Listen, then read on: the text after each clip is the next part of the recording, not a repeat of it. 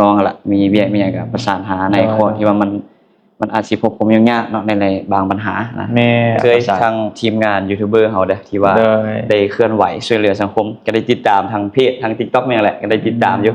ก็ได้เห็นถึงการเคลื่อนไหวของพวกน้องหรือว่าทีมงานพวกน้องล่ะที่ว่าได้ไปช่วยเหลือบ่ว่าสิเป็นการสร้างโรงเรียนเนาะหรือว่ามอบรถตู้ให้มูลนิธิมีหยังบ่แล้วก็เป็นการ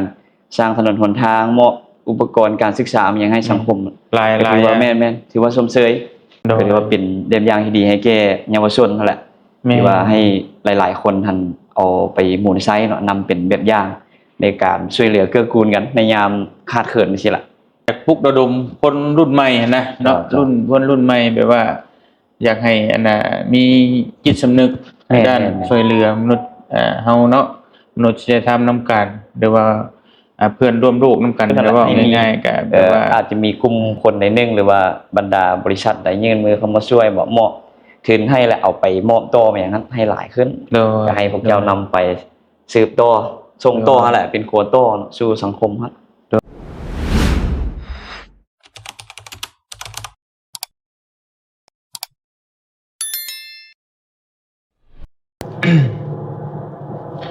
ไปพี่น้องจวดเปิดภาพมามันนี่ก็ค่ำมืดเด้อบาดนี่พี่น้องเอ้ยเนาะเอามาอยู่พี่เด้อพี่น้องเอ้ยบาดนี่เมืองปากสันแขวงบริคำไซพี่น้องเอ้ยป้าฮอดพี่เด้อพี่น้องเอ้ยหาก็ได้เกือบครึ่งทางพี่น้องเอ้ยเนาะเมืองปากสันกับทักทายสบายดีพ่อแม่พี่น้องบัดสกูทุกคนเด้อพี่น้องเด้อเนาะบ่ว่าสิอยู่ในและก็ต่างประเทศพี่น้องเอ้ยยินดีต้อนรับเข้าสู่ช่องบ่เตียงทองชาแนลคือเก่าพี่น้องเอ้ยเนาะวันนี้บ่เตียงก็เดินทาง กำลังจะขึ้นไปชัยบุรีแต่ก็คือสิบ่ฮอดดอกมื้อนี้นะสิพักอยู่หม้องใดหม้องหนึงพี่น้องแต่ว่าไปให้มันค่อนๆก่อน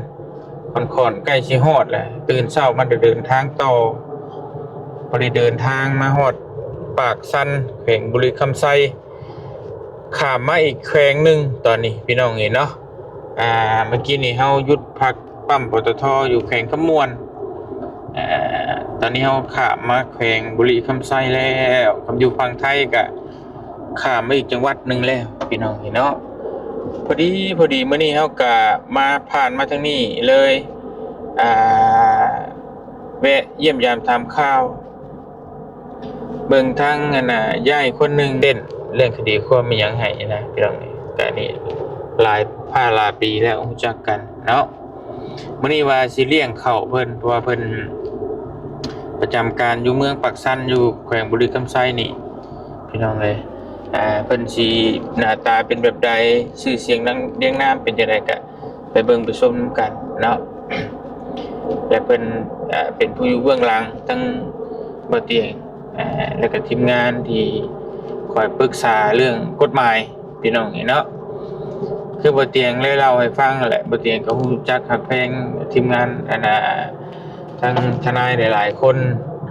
เวลาบ่เตียงสิเฮ็ดนั่นเฮ็ดนี่เฮ็ดหยังก็ต้องปรึกษาทนายก่อนว่าอันนี้ผิดกฎหมายหรือบ่ผิดหรือว่าเฮ็ดได้หรือเฮ็ดบ่ได้เราก็ปรึกษาเพิ่นได้พี่น้องเนาะต้องถามไทยตลอดบ่แม่นสิอยู่แล้วสิเฮ็ดบ่ได้หนเฮ็ดบ่ได้พี่น้องเนาะมันผิดพลาดไปแล้วมันยากเราก็ปรึกษาเพิ่นก่อนมื้อนี้มีโอกาสผ่านมาทางนี้ก็เลยสิเลี้ยงข้าวเพิ่นนั่นแหละเนาะในนามที่ฮู้จักฮักแพงกันพี่น้องเอ้ยเลี้ยงข้าวเลี้ยงน้ำเพิ่นแต่ทะเลโหดอยู่พี่น้องเอ้ยจักอีกสักคราวนึงก็สิเข้าตัวเมืองปากสันบ้านนี้ก็ให้เพิ่นไปถ่ายอยู่ร้านอาหารแล้วแหละเนาะให้บ่เตียงบอกให้เพิ่นจองโต๊ะไว้แล้วก็เอาห้านที่บ่มีเพลงมีลำแหละบ่เตียงบ่ค่อยมักเพลงมักลำปานใดก็มันถ่ายคลิปก็สิยากเวลามีเพลงมีลำนะก็แวะมาทักทายแหละว่าง่ายๆพี่น้องเอกก็ทั้งเพิ่นก็บ่ปานใดดอกเนาะเรื่องข่าวเรื่องน้ำเพิ่นก็พอมีเงินมีคำอยู่ดอกเพิ่นเป็นทนายก็เพิ่นบ่ซีเรียสปานใดดอกแต่ว่าเฮาก็แนะนำที่ว่ารู้จักฮักแพงกันก็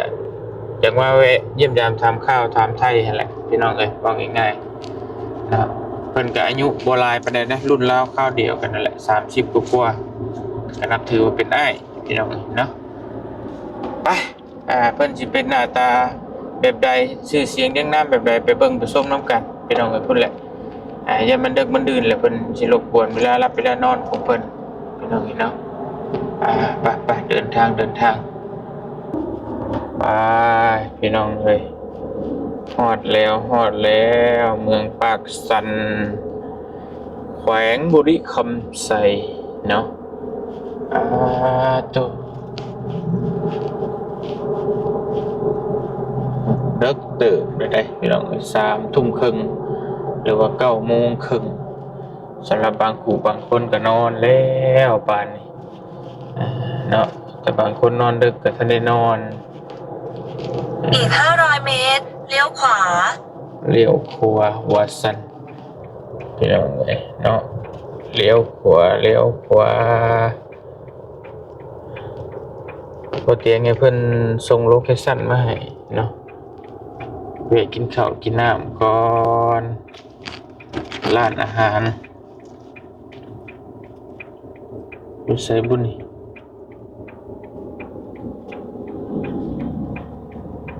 เลี้ยวขวาแล้วคุณจะถึงจุดหมายโอ้นี่บ่โอเคร้านอาหารปาระมี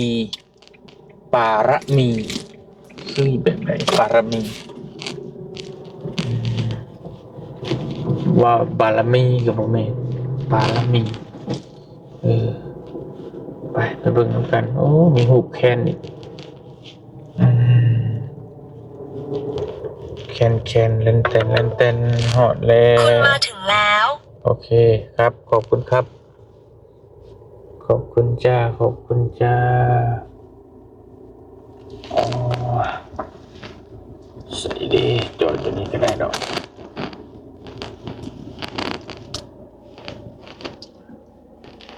โอเคไปพี่น้องฟ้องไป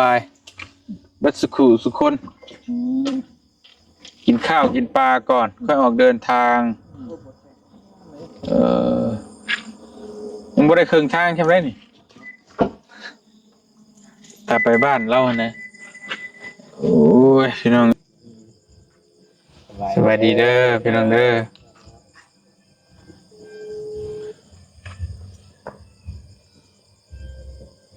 เจ้าสวัสดีเฮามาฮอดแล้วไอ้ย่างเข้ามาเลยย่างซื้อมาได้เลยโอเคไปทนายผู้ที่บิ่งเต้นเรื่องราวต่างๆให้เฮาและผู้ที่อยู่เบื้องหลังทีมงานเฮาแหละเนาะมีเรื่องมีราวหยังข้าวที่บ่เตียงรถเกิดอุบัติเหตุก็ได้อ้ายเพิ่นนี่แหละเล่นให้มีแต่รถกระช่วงเด้อมีแต่ป้ายฟ้าเนาะ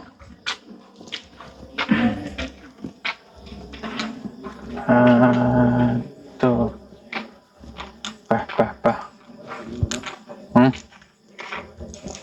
เงียบดีเนาะเงียบอยู่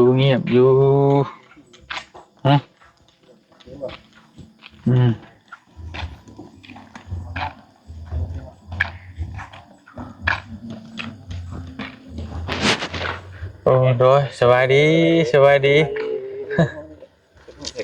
โอ้ตายขึ้นมาสวรรค์กันโอ้ได้ขึ้นไปในห้องเพิ่นเลยเนาะ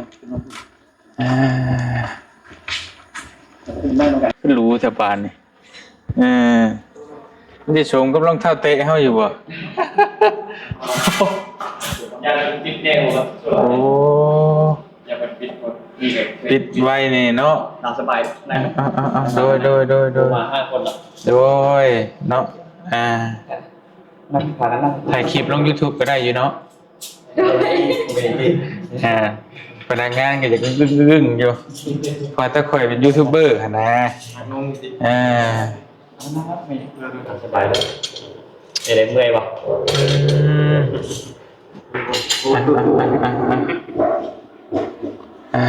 ต่อโอ้อยู่ดีมีแห้ง พี่น้องเลยหอดมาถึงแล้วบัดนี้โตคือรู้ลาคักแท้มากินประจำบ่เท่าไหร่ก็สู้ได้มากเท่าไหร่จนมีเรียกเนี่ยก็พากันเข้ามาบ่ได้พาครอบครัวมานำบ่เพิ่นไปเวียกแน่โดยต่างคนต่างมีเวียกเนาะพี่น้องเอ้ยอาหารนี่สั่งแล้วบ่รู้ไม่สั่งละสั่งโอเคเอาอย่างอื่นบ่ได้ใดก็ได้จะเฮานะได้เริ่มเข้ามาเริ่มหาเข้าตัวเมืองแล้วก็ไปอะไรเข้าไปคือมานำอยู่แต่ก่อนก็เพิ่นมาตอนอันนี้ดิทรงจำก้นนี่ก็มาตอนที่เฮาเกิดอุบัติเหตุเด้โดยตอนนั้นแหละแล้วก็เพิ่นมาช่วงปีที่แล้วว่าประมาณนั้นเนาะมาเบิดเกือบเบิดทีมงานนั่นแหละหลายคนอยู่แต่ว่าก็มาบ่ดีแน่เนาะแม่นเป็นยังรอบนี้มาดีในรอบนี้เดือน5%สิไปอันน่ะไสยะเอาเครื่องเอาของไปแจกนี่แหละพี่น้องมื้อนี้พักนี่ที่เดินทางเลยไปต่อไปต่อไปจนกว่าสิแบบว่ามันบ่ไหวนะมันไหวเฮาต้องพักหม้องใดก็จนแต่ว่าไปมันใกล้ที่สุดแม่นแล้วก็อยู่ในเมืองกันนอนแม่นก็มอบเครื่องมื้ออื่นว่าอยู่ยังบ่แม่นที่ยังอยู่เพราะว่าอันคือทั้งมื้ออื่นนี่เฮามีทั้งทีมงานอยู่พุ่นนำแน่แหละเพิ่นเฮ็ดเฮือนให้ชนเผ่าตองเรืองนะแล้วมื้อนี้มื้ออื่นน่ะขึ้นเฮือนเพิ่นขึ้นเฮือนแต่ว่าเฮาก็บ่มั่นใจว่าจะไปทันหรือบ่เพราะว่าหลังรักเลยแม่มีหัวสัญญาบวกใส่กลางคืนแรงรถใหญ่แม่รถใหญ่แล้วบัดนี้มันก็เบิ่งตัวจริงนั่นแหละแต่ว่าใดๆก็เพียนให้กันนอนให้รถขับรถเปลี่ยนกันเนาะหลายคนมากันเปลี่ยนกันหากก็ฟืดเฮาก็ได้เมื่อวานนี่ก็บ่สบายสิไปเมื่อวานนี่แหละบ่สบายก็เลยกระทันหันแน่ก็เลยก็เลยเปลี่ยนมาเป็นมื้อนี้มื้อนี้ก็เมื่อวานมันสิแน่เนาะเมื่อวานแม่นี่ก็ทำได้ครับเมืองงามพี่น้องนี่แหละก็มาฮอดมาถึงแล้วเนาะทางยายเพิ่นจะให้ขออนุญาตเด้ออันแนะนำชื่อบอก FC แน่ชื่อเสียงเรียงนามมาจังได๋สินะครับสวัสดีเนาะครับชื่ออนุเทพเนาะหรือว่าชื่อลิ้นหันชื่อยึ่งเป็นที่ปรึกษาทางด้านกฎหมายอยู่บริกรรมไสนี่เฮ็ดเวียกเกี่ยวกับกฎหมายตอนนี้ชื่ออนุเทพแม่นแหละชื่ออนุเทพเพราะว่า FC เพิ่นบ่ฮู้นะดีใจเนาะที่ได้เห็นกันฮักแพงมีหยังก็ประสานกันคือทางพวกน้องนั่นล่ะมีเวียกมีหยังก็ประสานหาในข้อที่ว่ามันอาจสิพบผมยากๆเนาะในบางปัญหานะก็ประสานหาก็ได้ก็ถือว่าติดต่อกันมาแต่เพิ่นก็หลายปีเนาะแม่หลายปีแล้วพี่น้องที่ว่าประสานกันมาเลยเบื้องต้นก็เป็นพี่อายเจ้าเนาะที่ว่าได้ประสานหาเบื้องต้นเป็นอายเพิ่นทมิตก็ยังงงว่าเสียงคล้ายๆกันได้เสียงเพิ่นน้องชายน้องชายเนาะที่ว่าเพิ่นประสานหาตอนนั้นเป็นเพิ่นแหละแต่ว่าถ้าเว้านี่แบบว่าบ่ได้เห็นหน้าอันเดียวกันเลยแม่เสียงเนี่ยอันเดียวยังว่าใส่หลายเบอร์บ่ไปสินะเสียงอันเดียวกันเลยที่ว่าสมเสยทางทีมงานยูทูบเบอร์เฮาเด้อที่ว่าได้เคลื่อนไหวช่วยเหลือสังคมก็ได้ติดตามทางเพจทาง TikTok แม่นแหละก็ได้ติดตามอยู่ก็ได้เห็นถึงการเคลื่อนไหวของพวกน้องหรือว่าทีมงานพวกน้องล่ะที่ว่าได้ไปช่วยเหลือบ่ว่าสิเป็นการสร้างโรงเรียนเนาะหรือมอบรถตู้ให้มูลนิธิมีหยังบ่แล้วก็เป็นการสร้างถนนหนทางมอบอุปกรณ์การศึกษามีหยังให้สังคมหลายถือว่าแม่นถือว่าสมเสยทางภาครัฐและก็เอกชนที่ว่าเห็นทีมงานของน้องได้ไปประกอบส่วนเขานะก็ถือว่าเป็นแบบอย่างที่ดีให้แก่เยาวชนนั่นแหละที่ว่าให้หลายๆคนท่านเอาไปหมุนไซเนาะนำเป็นแบบอย่างในการช่วยเหลือเกื้อกูลกันในยามขาดเขินจังซี่ล่ะมีคนยื่นมือมาช่วยอันนี้สมเสยจากใจจริงอะไรโดยทั้งแต่เฮาก็อยากแบบว่าอยากปลุกระดมคนรุ่นใหม่นะเนาะรุ่นใหม่แบบว่าอยากให้อันน่ะมีจิตสำนึกในด้านช่วยเหลือมนุษย์เฮาเนาะมนุษยธรรมนำกันหรือว่าเพื่อนร่วมโลกนำกันหรือว่าง่ายๆก็แบบว่าอยากดึงออกมาจากที่ว่าเนี่ยมันมุกมุ่นเนี่ยมันบ่ดีเนาะให้มาพากันเฮ็ดกันทำแต่แนวมันดีต่อสังคมนะ ถึงแม้ที่ว่าบ่ได้หลายก็ได้น้อยนึงก็เอาขอแต่ว่าเฮาได้ซอยกันนั่นแหละซอยทั้งแรงกายแรงใจแต่ว่าทุกสิ่งทุกอย่างนั่นแหละเฮาก็ถือว่าให้มันฝึกในจิตในใจนะเรื่องการจะช่วยเหลือนี่แหละทั้งแต่เฮาก็ถือว่าออนไลน์ปลุกระดมกันมาตอนนี้ก็เป็นหลายแฮงเนาะทีมงานที่ว่ามาเฮ็ดแนวแบบนี้นี่ก็ที่ว่าแนวช่วยเหลือนี่ก็โอ้เฉพาะแต่ในหมู่บ้านนี่ก็เป็น20-30 คนน่ะได้สำหรับที่ก็ไปช่วยเหลือแม่งเนาะแม่ๆที่ว่ามีจิตใจอาสาเฮ็ดคือกันนะไปกันหลายแล้วตอนทางเราก็มีแผนมันนี้ไปเรื่อยๆเนาะแล้วก็สิพยายามสร้างให้เป็นไว้ง่ายให้เป็นองค์กรที่ใหญ่ขึ้นเพื่อว่าให้ตอบสนองได้เกี่ยวกับนี่แหละเนาะความเฮียงฮ้องต้องการของกลุ่มคนที่ว่าขาดเขินมาอย่างนั้นแม่ก็ถือว่าดีชมเชยแหละคือว่าไปแล้วเนาะว่าคันเฮาบ่ยื่นมือช่วยกันเนาะกลุ่มบางกลุ่มที่ว่ามันจมอยู่มันก็สิบ่ขึ้นมาคันเฮามายื่นมือช่วยกันวันนี้ก็ถือว่าเป็นอันนึงที่ว่าดีสำหรับผู้ค้ำถึงแม้นมันสิน้อยเนาะแต่ว่ามันก็เป็นสิ่งที่ว่าใหญ่ที่สุดนั่นแหละสำหรับผู้ที่ว่าเขาด้อยโอกาสแม่ที่ว่าได้รับจ้างเฮาไปนะก็ถือว่าดีชมเชยก็ขอให้สืบโตนี่แหละช่วยเหลือสังคมสิแหละไปตลอดบ่ว่าสิเป็นการช่วยเหลือกลุ่มคนหรือว่ากลุ่มเช่นการศึกษาไม่หยังหรือว่าสร้างโรงเรียนโรงหมอไม่หยังแหละก็ประกอบส่วนไปเป็นนี้ก็ถือว่าให้สืบโตไปเรื่อยๆจ้ะโดยทางเฮาก็สิเฮ็ดจนกว่าสิเบิดแฮงความเฮาคิดตั้งไว้ก็จนกว่าที่พุ่นแหละเบิดแฮงจนกว่าสิเฒ่าสิโอพุ่นแหละถ้ามันราบรื่นดีนะมันบ่มีที่ว่ามันบ่มีอุปสรรคอีหยังที่แบบว่าจนถึงว่าเฮาไปต่อบ่ได้อันนั้นก็นอกจากว่าเฮาไปต่อบ่ได้แล้วก็เฮาอาจจะเบิดแฮงเบิดแฮงก็ดีกับนี่แหละพากันสร้างก็นี่แหละรุ่นหลังสิแหละสืบทอดมีแต่หมู่คู่กันเบิดและทีมงานนี่ก็พากันสืบทอดเสริมต่อไปหั่นแหละเนาะให้มันว่าง่ายๆก็ให้มันมีปะไว้ถึงรุ่นนี้หมดไปก็รุ่นต่อไปก็สืบต่อไปเช่นให้มีไว้ก็อยากให้มันอยากให้มันมีในสังคมที่ให้เพิ่นเฮ็ดอย่างน้อยมันก็ยังมีแบบว่าผลงานมีผลงานของทีมงานเฮามาหยังปะไว้คือไปสิละมอบรถตู้ให้มูลนิธิเนาะก็ได้เห็นใช่นะสร้างโรงเรียนก็ได้เห็นได้ลูกหลานก็คือว่ามาผลอันยิ่งใหญ่ก็คือลูกหลานได้เข้าไปโรงเรียนได้เข้าไป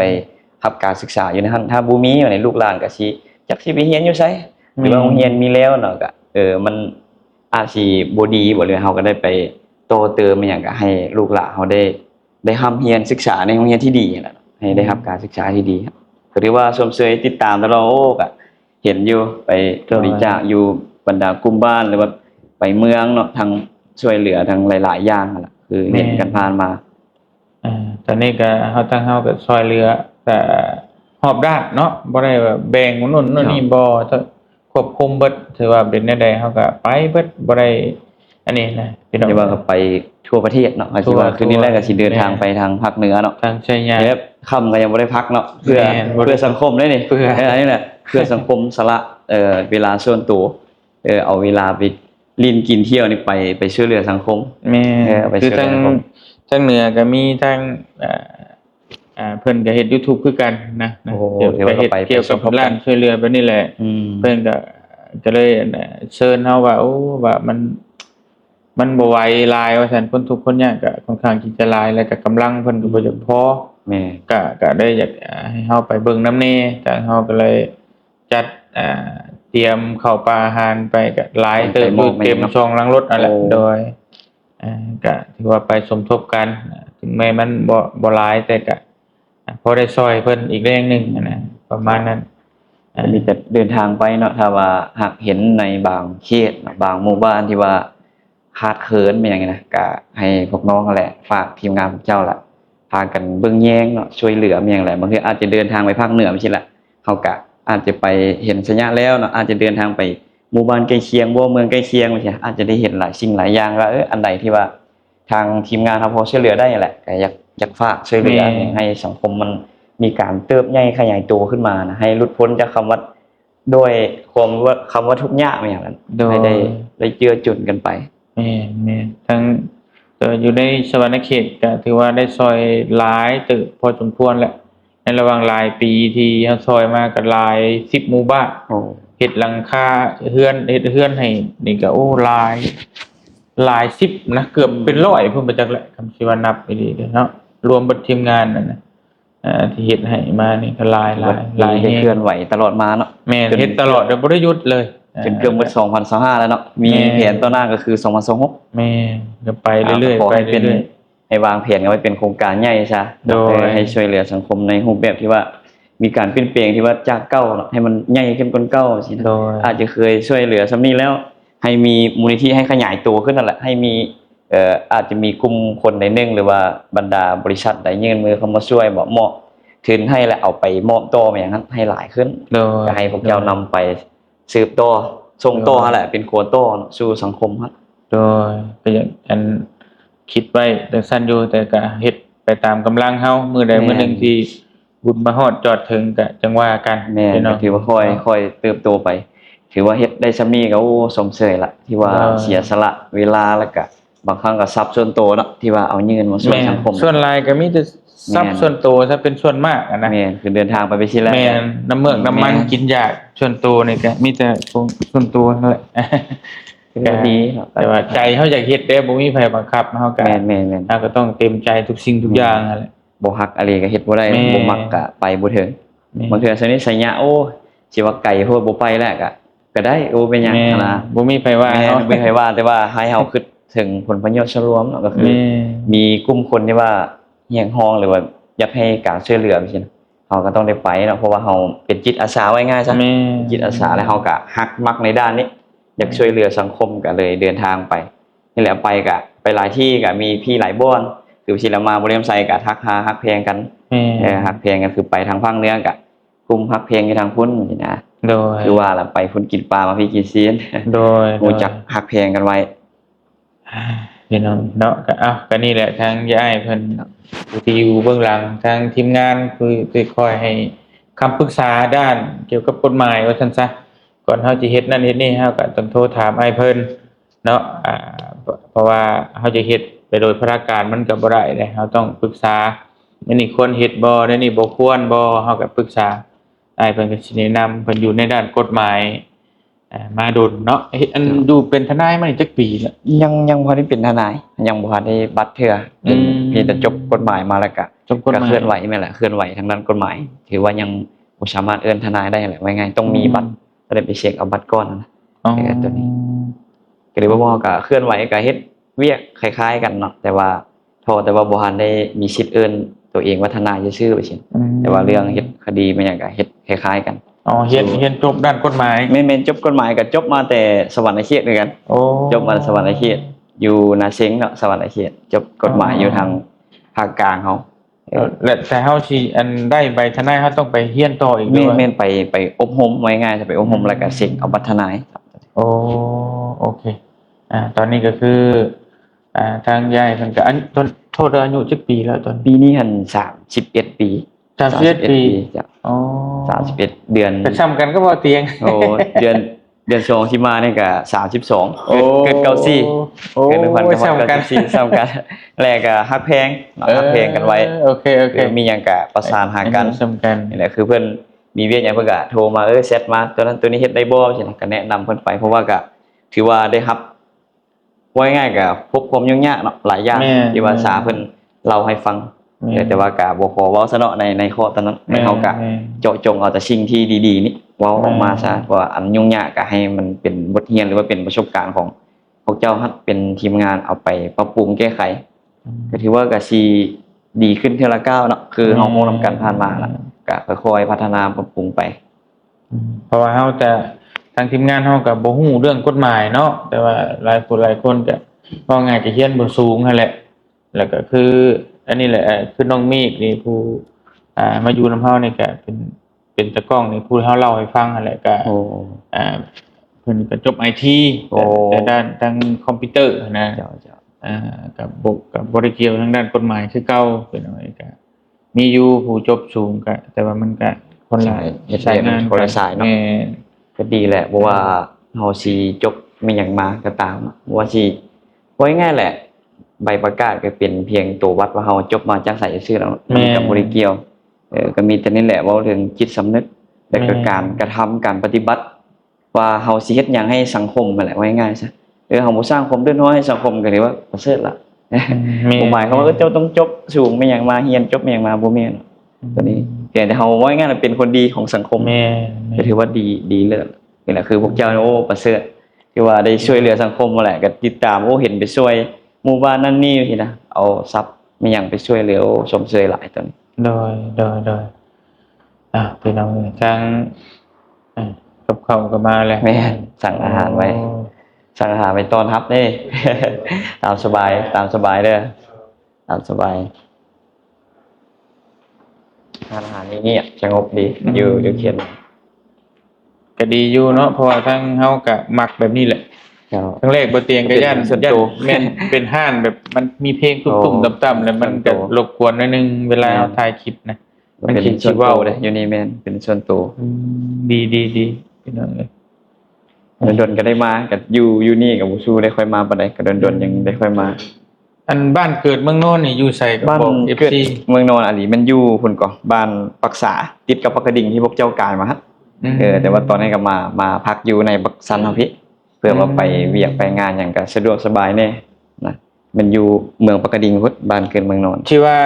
อันไปจัดงานอยู่ลักเช้าบางนึงเห็นบ้านเมียบ่ไม่แม่นตัวนั้นเป็นบ้านเมียบ้านเมียอยู่ลักเช้าแม่นเพิ่นละอยู่ลักเช้าบ้านเกิดเมืองโน่นในแท้ของข่อยเลยมันอยู่ปักษานี่ห่างจากนี่ก็ประมาณ29กิโลห่างจากตัวเมืองปักษา29กิโลทีมงานนี่อยากไปอยู่ได้ลักเช้าเพิ่นจะไปซื้อบางนัดอยากไปซื้อบางนัดว่ะบางนัดหลายเนาะหลายกลับมานี่ก็มีหมู่บ้านตามเทียมทางเด้ก็จะมีขายหลายอยู่ดอกหลายอยู่เพราะว่าบางนัดอยู่แถวลักเช้าหลายแม่นหลายพี่น้องก็ทักหาเนาะได้ไปได้มานะถึงแม่นสิมาคบกันบ่หรือบ่คบก็ทักหาโลดบ่เป็นหยังเอาเบอร์มาหยังกันประสานเอามาลิ้นปักซันเด้อสิก็ทักหากันออกมากินข้าวกินน้ำนำกันฮักเพลงกันไว้ละดีแม่นพี่น้องฮักกันไว้ดีก็สั่งกันได้แม่ไปพุ่นก็ได้กินมาพี่ก็ได้กินไปสินะคืออันนี้ไปทางสวรรค์ก็สิได้ทักหาได้โอ้บ่ยากไปแถวนั้นบ่ยากเนาะพอแต่ไปฮอดแล้วทักหาโลดบูดแนวกินอันดับแรกคือปิ้งไก่ซิโนแล้ว3แยกกันโลดเลยเนาะแม่หลายแห้งก็สิทางฮอดตาเพิ่นเลยจอดรถบูดแนวกินพี่น้องเอ้ยคือว่าเฮาไปชัยยะชุนิดนำหยังไปมอบเนี่ยเฮาไปมีข้าวบ่มีเพราะว่ามันช่วงนี้ผักเฮียนเลยมีข้าวมีปลาเด็กเป็งนัวพวกของกินมันครบมูลค่ากลายตึกได้30ปลายละดีไปรอบนี้ก็แต่ต้นแอดพุ่นแหละข้างหลังกันนั่งบ่อยากได้พุ่นแหละจนนั่นพุ่นแหละจนแรกก็คือว่าเนาะเวลาเฮาไปนี่ก็1มาก็พยายามรักษาสุขภาพนำในการเดินทางไปสิแหละมันก็เสี่ยงคือเฮาสิไปภาคเหนือคันว่าบ่ไหวอะไรก็แวะพักก่อนเฮาสิเดินทางเฮาก็วางแผนกันไว้เฮาสิไปฮอดชัยยะนี่มื้อใดก็ให้วางแผนการมอบเครื่องอันเยินๆออกไปเพื่อให้เฮาได้พักผ่อนคันเฮาบ่ได้ปุ๊บปั๊บไปนี่ก็เป็นห่วงยันในการเดินทางจังซี่ล่ะบ่ไหวดีได้ยอมรับว่ามันพากันพักผ่อนมาหยังเอาแฮงตื่นมาก็สตาร์ทใหม่เริ่มใหม่เพราะว่าเส้นทางก็ยังบ่เคยไปจักเทื่อเคยขึ้นอยู่บ่ก็ช่วงหลายทางเหนือนี่ก็บ่ทันได้ไปทางชัยยะแม่นี่ก็บ่ได้ไปเพราะว่ามันยังบ่ฮู้เลยว่ามันเป็นจังได๋นะไปนี่ก็พวกไปฮอดแถวเชียงขวางแม่นี่แต่ว่าทางไปเส้นทางเชียงขวางนั่นก็ถือว่ายากจะไปคนละเส้นกันบ่ชัยยะนี่ไปคนละเส้นเลยเนาะแม่นบ่ก็บ่นำบ่ได้ชัยยะนะเพราะว่าเฮายังบ่เคยไปจักเทื่อแต่ว่าเส้นมันถือว่าครั้งแรกเลยเนาะเฮาสิเดินทางได้แม่พยายามเรื่องการเดินทางเด้อพยายามพากันคันว่าบ่ไหวอะไรก็พักผ่อนตื่นมาเฮาตาสว่างแล้วมันแนวกว้างเห็นไกลนะคือกลางคืนนี่เห็นแต่แสงไฟเด้มันก็สิยากมันนี่ทางเหนือก็คือฮู้นำกันมันมีแต่ไปนำตีนภูบ่ไปนำมันก็สิย่านคือเฮาเห็นนำข่าวนำกันแหละรถเกิดอุบัติเหตุไม่หยังนะทิศทางห่วงเนาะทางมันฝนตกลึงทางอีกเนี่ยบางทีเฮาก็บ่ฮู้ช่วงนี้มันก็ยามฝนบางทีแบบเกิดพายุฝนมาอย่างอีกมันสิกระทบใช้การเดินทางเฮาหลายอย่างหลายนี่คันบ่ไหวก็พากันพักคันว่าซำนี้ก็มันก็ดึกเติบเลยก็คันว่าเป็นไปได้ก็พักปักซันเท่านี้ตื่นมาก็ประมาณ 3-4 โมงเช้าก็ออกเดินทาง 3-4 โมง บ่ทันบ่ ยังนอนอยู่เลยน่ะ โอ้ เพราะว่าส่วนหลายทีมงานเฮานี่สินอนดึก โอ้ แต่ว่าตื่นสวย ตื่นสวยเนาะ แต่ว่ายัง ใช้เวลากลางคืนเฮ็ด แม่ เวียก กลางคืนนี่อยู่ได้เที่ยงคืนนี่สบายนั่นน่ะ โอ้ก็ถือว่าง่ายก็สิเดินทางก่อนเนาะ เดินทางกล้าว่าเฮาอยากนอนแหละนอนฮัด ยอดเนาะ ประมาณนั้น เอ นั่นแหละ แต่มีแต่คือว่าแหละพยายามเบิ่งคันว่าบ่ไหวก็พากันพัก หรือว่าเปลี่ยนกันครับแย่งกันครับแม่งเอา โดย เปลี่ยนกันครับแม่งพอไปทางเหนือมันทางก็ยากๆเด้ทางก็ยากๆแต่ก็ดีละสู้ซน ไปเพื่อสังคมโดยเฉพาะเพื่อสังคมโดยเฉพาะไปมอบเครื่องมอบของก็ดีกับพยายามคือว่าให้มันมีการเติบใหญ่ขยายตัวไปเรื่อยๆนั่นแหละหรือว่าเห็นเทปนี้โอ้สมเชยอะไรได้สมเชยที่ว่า เขาเอิ้นว่าเอาทรัพย์ตัวเองเนาะทรัพย์ส่วนตัวไปช่วยเหลือสังคม ให้ได้ขยายผลออกไปครับ โดย ตอนหน้าไปก็เกียมเปิดเทอมนี่ก็อาจจะมีการช่วยเหลือทางด้านการศึกษาเนาะ แม่น ก็ดี ก็มีคิดแผนไว้อยู่ โอ้ ตอนนี้นะครับเพราะว่าต้องรอให้เปิดเทอมก่อน แม่นก็โมแล้วเดือนนี้อีก2เดือนเนาะอีก2เดือนก็เปิดเทอม แม่น ก็เป็นการมอบทุนการศึกษาเนาะอุปกรณ์การเรียนเนี่ย แม่น ในบางโรงเรียนที่ว่าห่างไกลซอกลี่บริกรรมไซก็โอ้หลายอยู่ถ้าเบิ่งคันว่ามัน โรงเรียนนะบ่ แม่นที่ว่ายังบางเขตจังซี่ดอกบางเขต อืม ที่ว่ายังขาดเขินบางอย่างเนาะ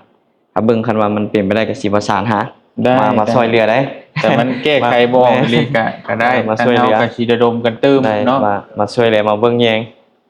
บางเขตแหละที่ว่ามันอยู่ไกลน่ะ โดยเพราะว่าทั้งทีมงานเราก็ระดมกันนั่นแหละเนาะระดมกันผู้เล็กผู้น้อยก็ได้อยู่สมงเฮียนสองเฮียนนี่ได้ โอ้ เนาะ จ้ะ รอบก่อนนั้นก็ไปหน้ากายก็ได้หลายเฮียนอยู่4-5เฮียน โอ้ที่ว่าไปช่วยเหลือเนาะ แม่นรอบก่อนนั้นก็โอ้เส้นทางก็ลำบากหลายอันนั้นก็ได้ อยู่เมืองนากายก็เพราะว่ามันรถเข้าบ่ฮอด โอ้ ต้องนั่งเรืออีก4ชั่วโมง โอ้ตอนเลยตรง ไปแล้วนอน อยู่พุ่นนี่ออกมาบ่ได้ไฟฟ้าก็บ่มีหยังก็มี โอ้ โอ้สุด ลำบาก อันนั้นก็สุดของสุดอยู่แต่มัน เอาไป มันว่าเวลากับมันไกลอะไรได้เนาะเวลากับเป็นตัวช่วยเหลือมันอันนั้นเป็นนั้นเป็นตัวช่วยเหลือเขา แต่เฮาก็ คือไฟฟ้ามันยังก็ยังบ่มีก็ถือ บ่ ว่า มีหยังเลย ลำบากอะไรได้ ลำบาก ลำบากอะไร เส้นทางก็มีแต่เรืออย่างเดียว ทีมงานเฮานี่จักคนนี่รวมทั้งหมด 10ปลาย โอ้10ปลายเนาะ ได้ แบ่งกันไปเนาะ แบ่งกัน ตอนนี้อยู่เชฟโปนก็มี โอ้แบ่งกันช่วยเหลือ แม่อยู่เมืองเชฟโปนอยู่แถวเมืองพะลานอยู่แถวบ้านยายกันไปนะเมืองละ2-3คน เลยก็แบ่งกันมานี่5คนเนาะ แม่ 5คน มานี่อยู่พุ่นในรถพุ่นอะไปบอนคันมอนซองแล้วก็ โอ้ ก็ได้ก็แบ่งกันไป แบ่งกันไปเนาะ แม่ หรือว่าผ่านมาก็เฮาเคลื่อนไหวนี่ก็บ่ได้พบอีหยังว่ายุ่งยากอีหยังหลายปีเนาะ บ่ก็บ่ ก็ ค่อย ธรรมดามันยังไปเนาะ แม่ทางอ่าผู้รักผู้ใหญ่กั ภา บ ครัฐแม่น คน สุข ร่วม นิ้ว มือ ได้เนาะ แม่ แม่นก็ดีนี่แหละเฮาเฮ็ด บ่ได้ว่า เพื่อสังคมเด้เฮาบ่ได้หวังผลประโยชน์อะไรไว้ง่าย แม่ จ้ะเฮามีแต่ให้เพิ่นก็พร้อมสิซัพพอร์ตนั่นแหละทางภาครัฐคันถึงแม่นอะนะ แม่ คือแล้วเฮาไปช่วยเหลือการศึกษาก็คือว่าให้เด็กน้อยเขาได้รับการศึกษาที่ดีครับ แม่ เป็นมาคนอันใหญ่ได้หั่นให้ได้สืบไว้ได้ส่งต่อซะได้ส่งต่ออันบ่มีโรงเรียนก็เด็กน้อยก็บ่ฮู้ว่าสิได้ไปรับการศึกษาอยู่ไสว่าซั่น แม่ทั้งในครู่ก็เล่าให้ฟังนะคือเฮา อ๋อ ไปก็เพิ่นว่ามันโรงเรียนมันห้างมันเพอิหยังสิก็เพิ่นก็ว่าโอ้ยนักเรียนก็บ่อยากมาเรียนเวลายามหนาวมันขี้ฝุ่นขี้ไงเด้ โอ้ มันหนาวมันอยู่บ่ได้ว่าซั่น ก็ได้ไปช่วยเนาะ แม่น ตาม แล้วก็ทาง ความเห็นของ แม่นห้องการทั้งเมืองเพิ่นก็ห้องการศึกษาเพิ่นก็ลงมาเพิ่นก็มาขอในทางทีมงานเฮาโดยตรงนั่นแหละว่ามัน ไปช่วยเหลือแม่ แม่น เนาะ ทางงบคันเทิงเพิ่นก็บอกว่ามันบ่เพียงบ่พอมันบ่ทวงบ่ทันสินะ แม่น แล้วเพิ่นก็เลยเพิ่นก็เว้ากันตามตรงนั่นแหละว่ามันงบมันลงมาเมืองหนึงมันก็มีหลายหมู่บ้านเด้สมมุติว่าได้ซะหมู่บ้าน1 2หมู่บ้าน บัดยังอีกหลายหมู่ ยัง บ้า ห น ลายหมู่บ้านก็ยังรอคอยอยู่นะเพิ่นว่า เอากับในนามที่บุคคลธรรมดาประชาชนนี่ก็ช่วยกันจำที่ช่วยได้เพิ่นก็ว่าบ่ได้บักเบนว่าต้องให้ช่วยหลายหรือน้อยทำที่ช่วยได้แต่เฮาก็ระดมกันมาบ่ฮอดเดือนบางเดือนปลายๆแล้วเลยโรงเรียนหลังหนึ ถื ง อว่าสำเร็จเนาะ แม่น ก็เฮาเฮ็ดให้เป็นหลังเลยเนาะ หลังหนึง โอ้ อันโรงเรียนประถมเลยนะป .1 ฮอดป .5 เลย ห้องเนาะ แม่ ก็สิ6กับห้องการ แล้วเบิดเลยอันนั้นก็คือว่า อันนี้โอ้ติดตามจะเห็นไปช่วยเหลือโอ้สมเสยอย่างว่าให้ ได้ สังคมได้สืบต่อเนาะได้รับผลประโยชน์นำเจ้าพวกเจ้าแหละว่าง่ายๆซะ แม่ คือทีละสร้างโรงเรียนมาอย่างเด็กน้อยเขาก็ได้ไปความโรงเรียนมีโรงเรียนที่ดี มีที่งามมีเดินลิ้นได้อย่างแหละเด็กน้อยเขาก็ผูกพันกับโรงเรียนนะก็มอบต่อให้ทางโรงเรียนของท่านเป็นผู้สืบต่อในการพันขยายต่อไปเขาก็ช่วยซ้ำคือเว้ามาเนาะช่วยได้ซ้ำช่วยได้เดี๋ยวบางก็แฮงก็ถอย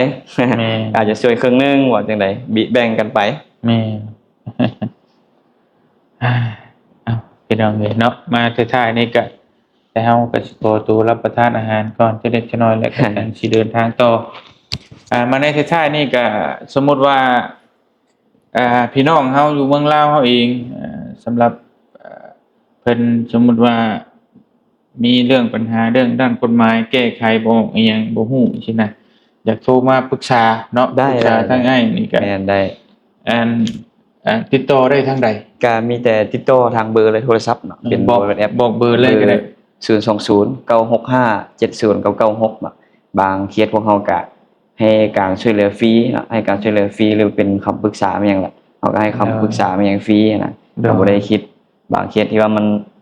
พบปัญหาซำใดซำหนึ่งพวกเฮาก็ช่วยเหลือลาจังซี่นะอาจจะเป็นคดีเด็กบ่จังซี่โดยพวกเฮาก็ได้ยื่นมือเข้าไปช่วยซ้ำทีมงานพวกเฮาได้คือกันอันนี้พวกเฮาก็ยื่นมือเข้าไปช่วยคือเฮาโฮนำกันเพราะว่าถ้าเฮาบ่เฮ็ดเนาะบ่เฮ็ดบ่เริ่มมื้อนี้ว่าง่ายๆซะถ้าแต่พร้อมจังซี่นะเฮาก็บ่ฮู้ว่าความพร้อมมันสิมีในต่อหน้ามื้อใดพวกเฮาก็เลยว่าถ้าหากว่ามันเป็นเรื่องเหลือบากกว่าแฮงเนาะพวกเฮาก็แนะนำให้ทางประชาชนท่านที่ว่าได้อัปประโยชน์อะลิก็เขียนเป็นใบเสนอหาหน่วยงานของภาครัฐเฮาแหละให้เพิ่นยื่นมือช่วยคือกันเพราะว่าภาครัฐเฮาก็มีเขาเอิ้นว่าโครงการที่ว่าช่วยเหลือลาแต่ละแขวงเพิ่นก็มีให้เด้ยื่นมือเข้ามาช่วยภาครัฐเพิ่นก็ช่วยคือกันตัวนี้โดยพี่น้องก็โทรมาปรึกษาได้ทางย่ายเพิ่นนี่ก็ช่วยเหลือสังคมคือกันได้พี่น้องเนาะอันตอนนี้ยกตัวอย่างช่วยเหลือด้านไปได้นี่คือว่ามีตัวนี้ก็ถือว่าเฮาช่วยเหลือผ่านมานี่ก็ถือว่าหลายอยู่เนาะแต่ว่าถ้าหากว่าให้เฮาเปิดเผยก็มันคือว่ามันเป็นความลับของที่ว่าผู้ที่ว่ามาให้พวกเฮาเฮ็ดให้เนาะพวกเฮาก็ต้องได้ปิดบังคือบริคำไสนี่ก็มีหลายเคสที่พวกเฮาไปช่วยนะคือผ่านมาก็มีการกวดกาที่ว่าเป็นคดีเด็กนี่แหละพวกเฮาก็ได้ลงไปช่วยเนาะบ่ว่าสิเป็นการไปเบื้องต้นนั่นแหละที่ว่าหากมีการกระทำผิดมาหยังมานะพวกเฮาก็ได้ยื่นมือลงไปช่วยแต่ถ้าหากว่าพ้นข้อกล่าวหาแล้วหรือว่าคือว่าเพิ่นส่งฟ้องหาศาลบ่แม่นพวกเฮาก็แนะนำเนาะแนะนำแก่ญาติพี่น้องกับเจ้าแหละเนาะว่าให้ไปในรูปแบบการนี้ไปเป็นนี้พวกเฮาก็ได้แนะนำตอนนี้ไปช่วยด้านคดีความเนาะแม่นเจ้าบางเคสพวกเฮาก็ได้เก็บค่าบริการบางเคสพวกเฮาก็ได้เก็บค่าบริการเพราะว่ามันก็มีค่าใช้จ่ายมาอย่างต่างๆของพวกเฮาไปแหละว่าง่ายๆถ้าเป็นน้ำมันรถบ่แม่นสินะเพราะว่าพวกเฮาก็ยังบ่มีแบบหน่วยงานใดที่ว่ามีว่าง่ายเป็นทุนของให้ไปสินะถือว่าที่ว่าเอาไว้ให้นักกฎหมายบ่หรือว่าของสภาทนายเพิ่นไปสินะที่ว่าเอาไว้ให้ช่วยเหลือสังคมอย่างก็ยังบ่มีปัจจุบันก็ยังบ่มีโดยก็มีแต่ว่าผู้ใดเฮาเบิ่งตามที่เป็นเคสๆไปถือว่ามันแก้ไขบ่ออกอีหลีเนาะเฮาก็ประโยชน์แม่นก็ช่วยทักมาปรึกษาบ่เป็นหยังเจ้าทักมาปรึกษาได้บางเคสพวกเขาก็ช่วยเหลือลาคือว่าไปบางเคสพวกเขาก็ได้เก็บค่าบริการส่วนหลายก็เป็นเคสเก็บค่าบริการเลยส่วนหลายนะเพราะว่าเรื่องการช่วยเหลือลาก็เฮาอาจจะเป็นให้คำปรึกษาส่วนหลายอาจจะเป็นโทรมาสอบถามซื่อๆอย่างประมาณอาจจะโทรมาหรือว่าแชทมาแม่นแหละแชทมาขอคำปรึกษาว่ามีเคสเป็นนี้เฮาสิแก้ไขแบบใดส่วนหลายก็สิเป็นที่ว่าแชทมาปรึกษาก็สิเป็นเคสเกี่ยวกับสัญญากู้ยืมแล้วก็เป็นเรื่องข้อขัดแย้งเกี่ยวกับที่ดินหรือว่าผัวเมียจังซี่มันก็สิมีอยู่ 2-3 ประเด็นนี่แหละที่ว่าพบเห็นส่วนหลายก็เป็นหลักเดี๋ยวมีข้อขัดแย้งกันเกิดขึ้นบางคนก็ยังบ่ฮู้ว่าสิไปในจุดใดแน่จังซี่นะเขาก็ได้ชี้แจงเพิ่นว่าต้องเริ่มเป็นนี้เขาก็เริ่มมีสบายใจขึ้นมาจังซี่นะฮู้ทิศทางไปโดยโอเคพี่น้องเอ้ยมีหยังก็โทรมาสอบถามได้เนาะถ้าว่าสอบถามเรื่องข้อมูลเกี่ยวกับด้านกฎหมายอย่างต่างๆคือฟรีพี่น้องเองบ่ได้มีค่าใช้จ่ายหยังเนาะเพราะอยู่บ้านไกลอยู่แขวงอื่นสิเนาะเพราะว่าเฮาบ่ฮู้ทั้งเทื่อบ่จักได้เฮ็ดไปแล้วยันมันผิดแก้ไขบ่ออกแล้วก็โทรมาสอบถามได้มีหลายคนเนาะอาจจะมีทนายแน่แล้วก็มีบรรดานักกฎหมายที่ว่าเพิ่นก็ หลายๆบริษัทหลายๆบุคคลนั่นแหละที่ว่าเพิ่นก็ช่วยเหลืออยู่ในลาวอันนี้ก็หลายได้ โดย ที่ว่าเพิ่นพร้อมที่ให้คำปรึกษาฟรีแม่แหละบางเคสนะคือเฮาไปละก็หลายๆอยู่ทั่วประเทศนี่ก็หลายถือว่าหลายสมควร โดยโอเคพี่น้องเอ้ยบัดนี้เฮาก็สิมาครบแล้วเนี่ยเหมาะนะฮะ อย่างที่ประมาณ2อย่าง โอ้โอเคอย่างนึง2อย่างอ่ะ เดี๋ยวเฮาก็มากินข้าวกินน้ำนํกันพี่น้องเอ้ยแล้ว อา ก็ หารปักสันเด้ อาหารปากสันเนาะโอ้เป็นร้านหรู เนี่ยอาหารปรมี ตึกอยู่พี่น้องเอ้ยมากินข้าวกินน้ำนํกันแล้วก็เดินทางต่อเป็นใหญ่เพิ่นก็มาเฮ็ดเวียกอยู่นี่เนาะ แม่นเที่ยวก็เที่ยวไปเที่ยวมาครับเมื่อบ้านมันยังแหละเที่ยวเมื่อเที่ยวมา โอเค อาหารครบมาครบแล้วเนาะเข้ามันอย่างอีกมอนึงป่ะอีกมอนึง แสดงว่าหูใจดีเนาะ มักอยู่ดี สั่งข้าวว่า2หม้อเลยทีมงานเฮาสายจุนั่นนึงได้กินจุนั่นนึง อาหารถึกปากอยู่ที่นี่ โอ้มันก็เบิดเท่านี้แหละพี่น้องเห็นเนาะเพิ่นเลยขออนุญาต นี่ต้มปลาโจกอะไรนี่ ต้มปลาโจก ต้มยำปลาโจกเลย กินได้ดิ เนี่ยต้มยำปลาโจกเลย เป็นชื่อ เคยว่ามันอาจจะเอื้อนชื่อบ่คือกันในบางพื้น โต ที่ มันเป็นอะไร ในปลาที่โคจุกนะ ลงตักมื้อ เอา นื้ กระจุกมาต้มเลยป่ะอ๋อปลาเค็งปลาคั่งนี่ แม่นอะไรเอื้อนบ่คือกันนะ โอเค อาจจะเอื้อนบ่คือกันหลายๆเขตเอื้อนบ่คือกัน อยู่ภาคใต้เอิ้นปลากดคั่งเป็นยังไง หลายเขตเอื้อนเอาเลยตามสบาย ปลากันเลยมาเด้อกินข้าวน้ำกันเด้อพี่น้องในบ้านนี่กินข้าวน้ำกันแซ่บๆจังค่อยเดินทางเนาะพี่น้องเนาะ ไปต่อเนาะ แม่นไปต่อเอาเด้บ่เตียงกับสิขอตัวจบคลิปไว้เพียงส่ำนี้ก่อนแล้วก็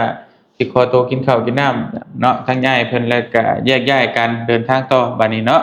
จังได๋ก็ขอบคุณขอบมุกขอบใจหลายๆ FC